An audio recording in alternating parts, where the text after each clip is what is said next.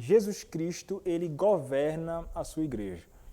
Nós já falamos sobre várias questões importantes, falamos nos últimos estudos que tivemos sobre os ofícios na igreja, falamos sobre ofícios extraordinários, ofícios ordinários, que são os que permanecem, que são os ofícios de presbítero, que é dividido entre presbítero, docente e regente, e também sobre o ofício de diáconos.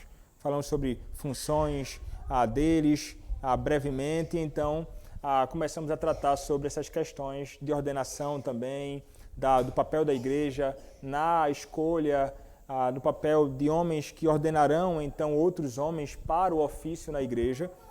E hoje nós veremos de modo breve, aqui pensando de modo mais particular no ofício de presbítero, acerca da ideia de, seria mulher no ofício. Seria o tema, né? Mulher no ofício. Será que será que as mulheres elas podem assumir ofícios na igreja? Essa seria então uma pergunta, né? Uma vez que estamos falando sobre os oficiais na igreja, uma pergunta pode surgir: mulheres podem servir nos ofícios da igreja? Então, respondendo a esta pergunta, nós voltaremos nossos olhos para a Escritura com o propósito de pensar acerca disto. E pensaremos então, primeiramente, como falei, no ofício de presbítero. Semana que vem pensaremos sobre, mais uma vez, a mesma pergunta, mas pensando de modo particular no que é dito acerca dos diáconos na igreja do Senhor Jesus Cristo. E então, mulheres podem servir como presbíteras no meio da igreja? Ou, uma pergunta de outra forma, a Escritura indica que Deus concede dons e chama mulheres para o exercício de presbítero na igreja?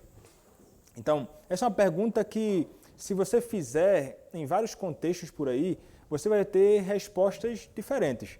E em muitos lugares, até mesmo em igrejas presbiterianas, que abandonaram a sua fé, não é, que se envolveram e entraram de cara no liberalismo teológico, você vai encontrar essas pessoas dizendo, sim, com certeza, podem, e o que é que impede? Ela pode ser presbítera, ela pode ser pastora, reverenda, ou o que seja. Elas podem, então, assumir este ofício. Mas, olhando para o que diz a Escritura, nós podemos pensar que a Escritura nos apresenta, na realidade, um outro caminho. E já quero dizer, de início, que a Escritura, quando vai tratar sobre isto, ou sobre a mulher em ofícios, não está querendo dizer que a mulher ela seja inferior ao homem de alguma forma. Não há, essencialmente, distinção alguma diante de Deus. Homens e mulheres são imagem de Deus, foram criadas à imagem do próprio Senhor e estão diante dele numa posição igual neste sentido. Contudo, há uma distinção no que diz respeito às funções dentro da igreja. Aí sim. Funções não somente dentro da igreja, obviamente, mas no que diz respeito às funções relacionadas à mulher também na sua própria casa, no seu próprio lar, no que diz respeito também à sua própria vocação. E quando nós pensamos sobre o ofício de presbítero, nós falamos até o presbítero docente ou o presbítero regente são aqueles que estão envolvidos com o governo da igreja. E não somente isto, eles são aqueles que estão envolvidos com o ensino público na igreja do Senhor Jesus Cristo. Então, e de modo ainda mais particular, dando um dever ainda mais real e mais pesado nas costas daquele que é o ministro da palavra. É aquele que deve, então, como presbítero docente, estar conduzindo a igreja no ensino e também na pregação pública da Escritura Sagrada. Como nós temos a graça de experimentar no nosso meio, nossa fé e nossa igreja sustenta isso. Mas quando nós olhamos para a Escritura pensando no que diz respeito à mulher, Paulo, em 1 Timóteo capítulo 2, do verso 11 ao verso 15, vai nos falar sobre culto público e vai nos falar, neste contexto, sobre como deve proceder as coisas, como o culto deve caminhar, como devemos nos comportar. Qual o papel, então, da mulher no culto público? E é interessante, porque ele vai dizer o seguinte, em 1 Timóteo, capítulo 2, versos 11 até o verso 15. Ele vai dizer assim: a mulher aprende em silêncio com toda a submissão. E não permito que a mulher ensine, nem exerça a autoridade de homem. Esteja, porém, em silêncio. Porque primeiro foi formado Adão, depois Eva. E Adão não foi iludido, mas a mulher, sendo enganada, caiu em transgressão. Todavia será preservada através de sua missão de mãe, se ela permanecer em fé e amor e santificação com bom senso. Então, ele diz explicitamente que a mulher ela deve permanecer em silêncio. Quando a igreja, então, ela se reúne, irmãos, para o culto, os homens têm obrigação. E as mulheres têm outras obrigações. São obrigações distintas. E quando se pensa no homem, nós vamos pensar no homem que vai assumir, então, papéis na igreja. E é interessante porque o verso 8 do 1 Timóteo, capítulo 2, vai dizer: quero, portanto, que os varões, se referindo aqui aos homens, orem em todo lugar, levantando mãos santas, sem ira e sem animosidade. Então, os homens, os varões, eles vão levantar-se, eles vão orar, mas as mulheres é dito que elas devem permanecer, então, em silêncio. São obrigações distintas. Elas nem devem ensinar e nada é dito a elas que elas devem assumir publicamente, até mesmo a condução ou uma oração pública no culto público. Não é na adoração pública como nós fazemos pela manhã e noite no dia do Senhor. Quais são as obrigações das mulheres no culto público? Pensando de modo positivo, Paulo diz que elas devem aprender em silêncio com toda submissão. 1 Timóteo capítulo 2, verso 11. Então, é em silêncio, sim, mas como com toda submissão, elas devem o quê? Aprender. Significa, então, que a mulher ela deve ser considerada como não somente membro da igreja, mas como um discípulo do Senhor Jesus Cristo. Como alguém que está no meio da igreja para aprender acerca do Evangelho, para aprender mais acerca de Deus, mais acerca da sua vontade, como revelado na Escritura. A mulher, então, ela deve ser instruída e ela deve aprender de Cristo e ela é chamada a crescer na graça e no conhecimento de Cristo. Como todos nós somos chamados a, de igual modo, crescer. Então, a mulher ela não pode ser excluída disso, ela deve aprender boa doutrina, boa teologia, publicamente aqui, como ensinada pelos que foram chamados para isto. Então, não podemos pensar, o conhecimento e o ensino bíblico-teológico é algo que deve ser restrito apenas para o homem. Não. As mulheres também. Elas devem aprender boa teologia, até para que saiba também como viver. Uma boa teologia, uma boa doutrina, ensina-nos a como viver uma boa vida. Então, as mulheres, elas precisam, sim, obviamente, estar no meio da igreja do Senhor. E para que elas aprendam, elas devem estar como? No meio. Aqui.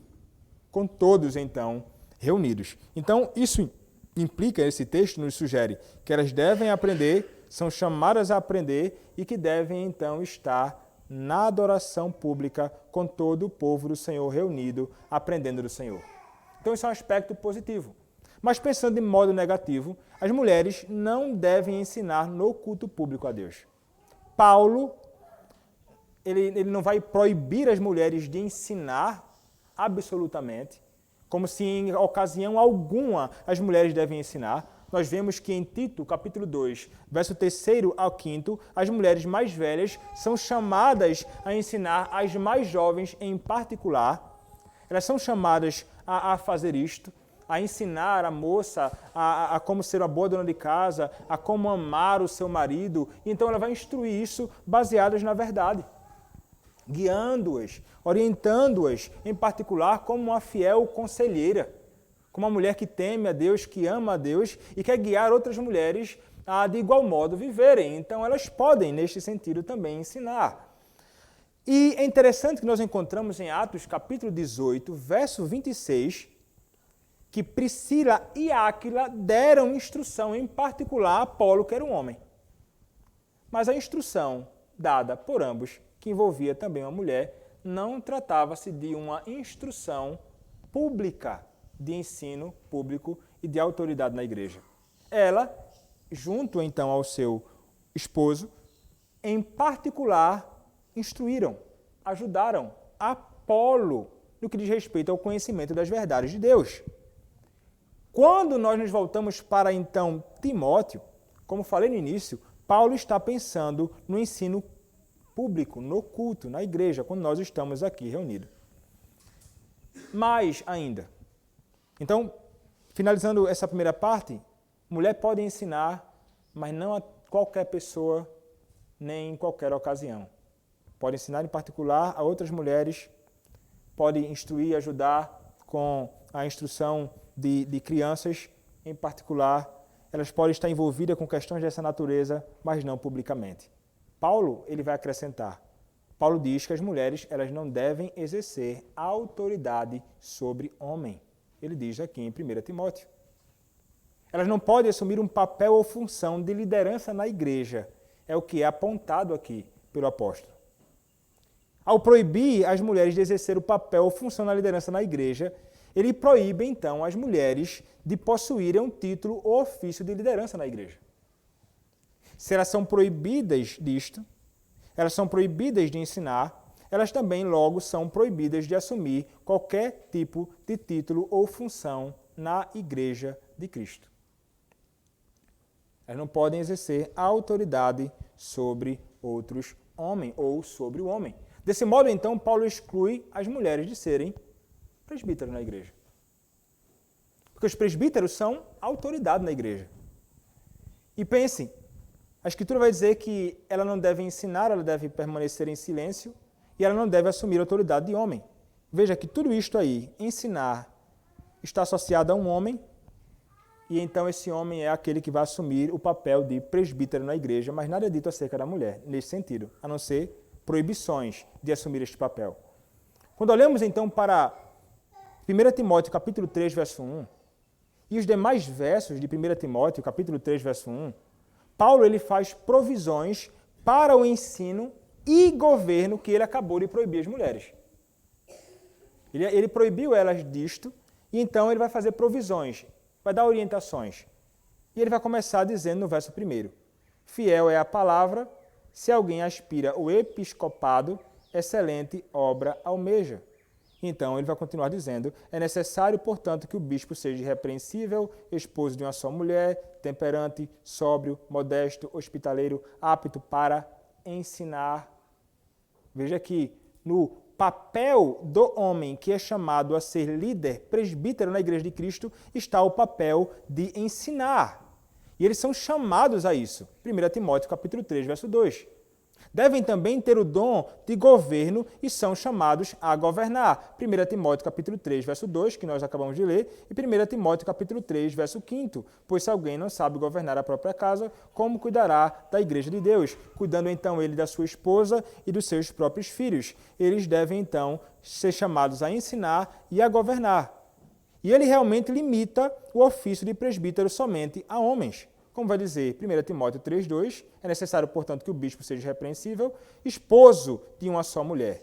Ele está falando sobre o homem, aqui, neste sentido. E também, quando nós olhamos para Tito, capítulo de número 1, verso 6, ele vai dizer, alguém que seja irrepreensível, marido de uma só mulher, que tenha filhos crentes e que não são acusados de dissolução, nem são insubordinados. Então, há proibições quanto aos papéis que as mulheres não devem assumir e há orientações sobre aqueles que devem assumir. São homens que são chamados a governar e ensinar na igreja do Senhor Jesus Cristo. Mas então, uma objeção pode surgir. Alguns sugerem que Paulo, em 1 Timóteo capítulo 2, do verso 12 a verso 15, está dando orientações para circunstâncias específicas daquela igreja naquela época apenas. Mas o que acontece é que essa possibilidade ela deve ser excluída, pelo que Paulo diz nos versículos 13 e 14 de 1 Timóteo capítulo 2. O que é que ele diz nos versos 13 e 14? Ele vai dizer, porque primeiro foi formado Adão, depois Eva. E Adão não foi iludido, mas a mulher, sendo enganada, caiu em transgressão. Quando fala assim, o apóstolo, ele deixa claro que as questões locais podem ter fornecido o contexto para ele falar o que falou, mas não foram a razão para o conselho. A razão para o conselho, o fundamento para o conselho, está aí nos versos 13 e 14, que acabamos de ler. A razão é o relacionamento de função entre homem e mulher na criação. Tem que apontar para o que aconteceu lá no princípio. Como essa razão apresentada na criação entre o relacionamento de homem e mulher é eterna, o que Paulo diz se aplica à igreja em todas as épocas, não somente à igreja ali naqueles dias. A nós, hoje. Paulo, então, aqui, ele está apontando para dois acontecimentos na história. Primeiro, ele está falando sobre a prioridade da criação de Adão à criação de Eva, ele veio primeiro. E isso até vai envolver, que vai sugerir para nós, vai nos ensinar que há um relacionamento funcional entre mulher e homem desde a criação. Cada um tem uma função nesse relacionamento que eles são chamados a viver, sendo Adão, então, criado primeiro com a mulher. E o segundo ponto é o engano de Eva pela serpente e seu pecado consequente, que foi, então, a violação de Eva da ordem funcional da criação. Ela deveria se sujeitar ao seu marido e estar sob os cuidados do seu marido, e então deveria fazer tudo então sob a orientação do seu marido, mas ela quebra aquilo tomando iniciativa, fazendo o que não deveria fazer.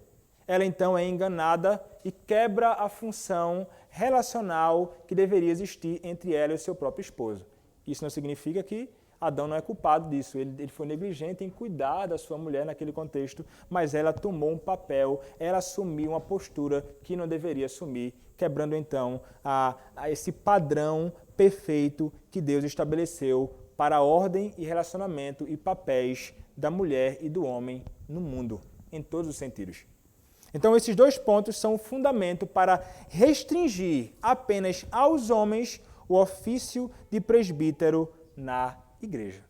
Esse é o fundamento. Se alguém disser, olha, não, era para aquela época. Não, não era para aquela época, não. O fundamento está aqui. 1 Timóteo capítulo 2, versos 13 e 14. E permanece até hoje.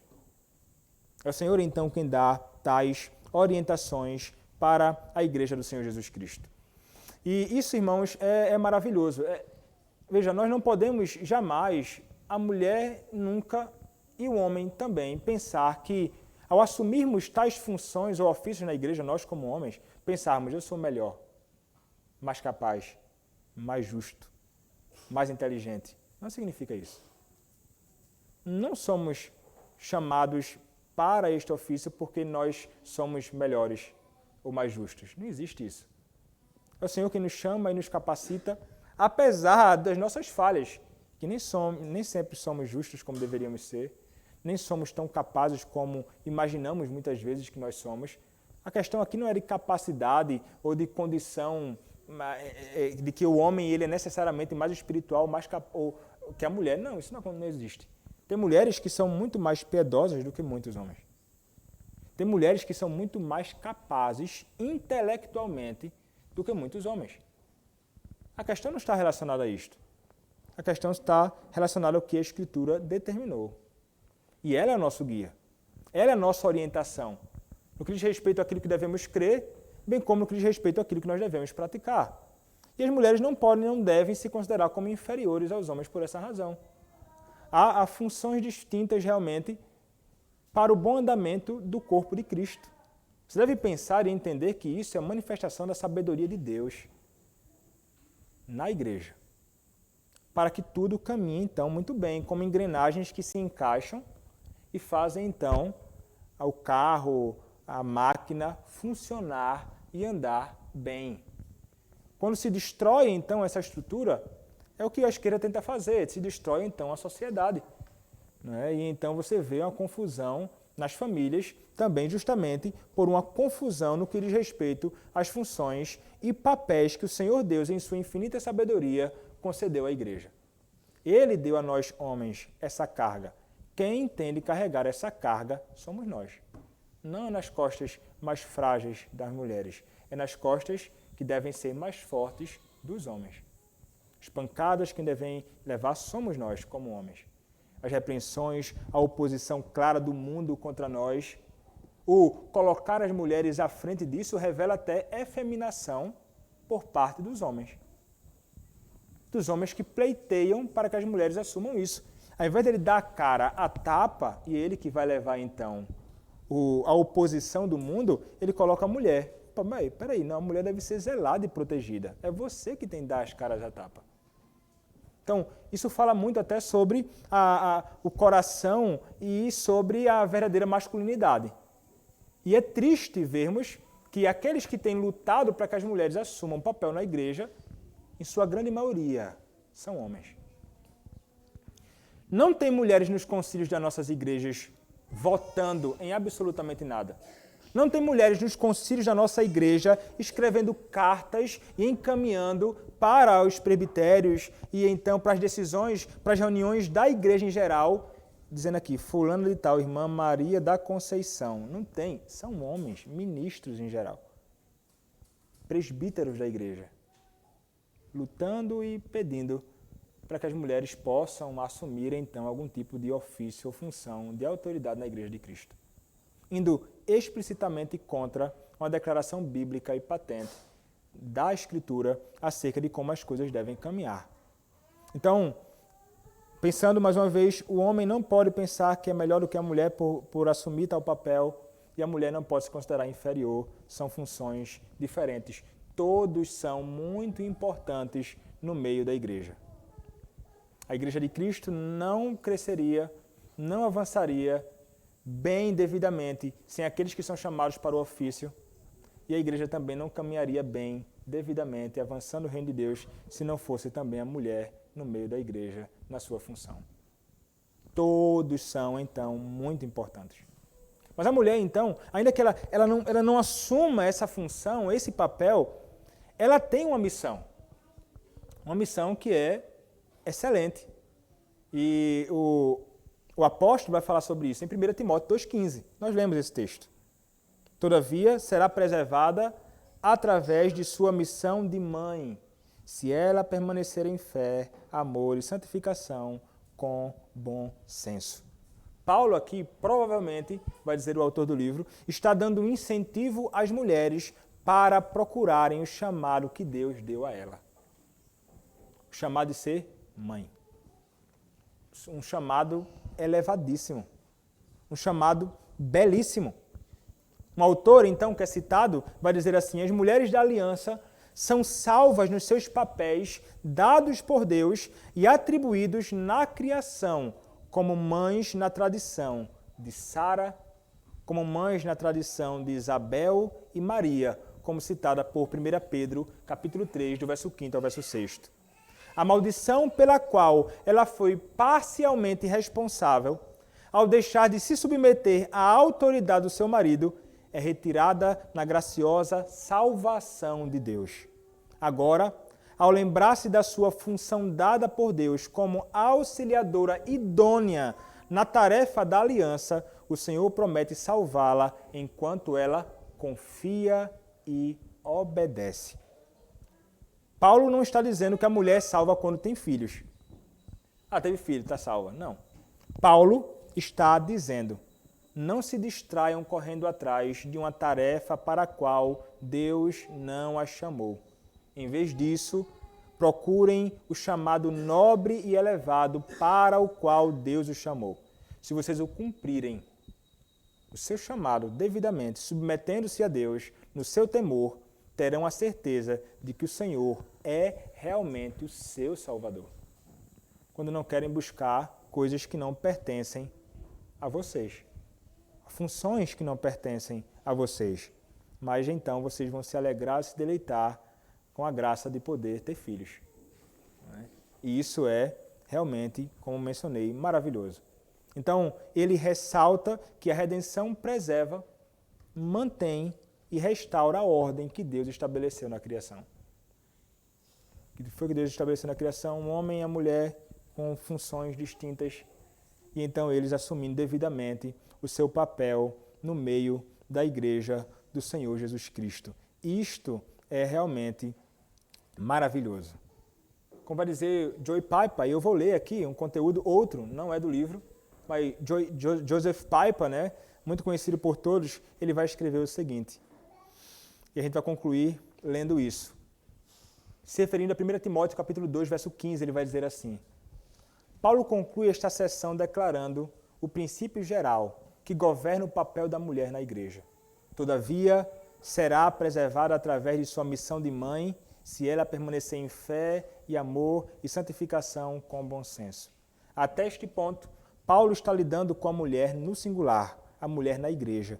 Mas agora ele estabelece um princípio geral para todas as mulheres. Ele continua a usar o relato de Gênesis. Em Gênesis capítulo 3, verso 15, quando Paulo amaldiçoa a serpente, ele diz que a semente da mulher destruirá esta serpente, o diabo.